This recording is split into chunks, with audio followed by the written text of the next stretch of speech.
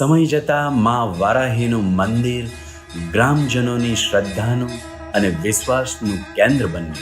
દિવાળી, બેસતું વર્ષ, નવરાત્રિ જેવા વિશિષ્ટ ઉત્સવો માના મંદિરે ધામધૂમથી ઉજવાવા લાગ્યા.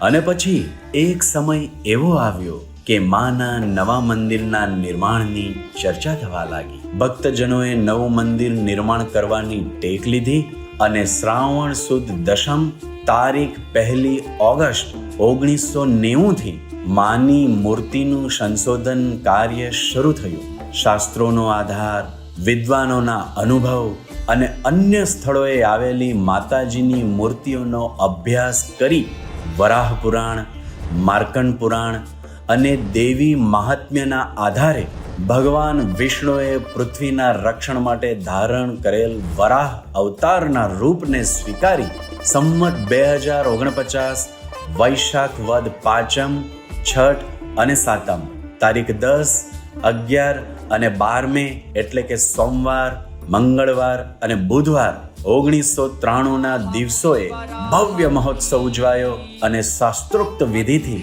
માતાજીની નવી મૂર્તિની પ્રાણ પ્રતિષ્ઠા કરવામાં આવી અને પુરાણી મૂર્તિનું શાસ્ત્રોક્ત વિધિથી સન્માનપૂર્વક માં નર્મદાના ખોળામાં વિસર્જન કરવામાં આવ્યું. તે પછી મંદિર સાથે લોકોની શ્રદ્ધા અતૂટ બનતી ગઈ. એક પછી એક ઉત્સવો ઉજવાતા ગયા અને માતાજીના મંદિરની પ્રતિષ્ઠા વિશ્વમાં વધુ ને વધુ ઝળહળતી થઈ. અને આજે 2025ના વર્ષે આપણે સૌ વારાહી નવરાત્રિના 50મા વર્ષની ઉજવણીના સાક્ષી બનવા જઈ રહ્યા છીએ. વારાહી નવરાત્રિ સુવર્ણ જયંતિ મહોત્સવ 2025 નિમિત્તે ભવ્ય નવરાત્રિનું આયોજન અને શતચંડી યજ્ઞનો અદ્ભુત કાર્યક્રમ યોજાવા જઈ રહ્યો છે. ત્યારે સમગ્ર માઈ ભક્તોને ઉત્સાહથી ભાગ લેવા શ્રી વારાહી પ્રગતિ મંડળ આપને હૃદયથી આવકારે છે.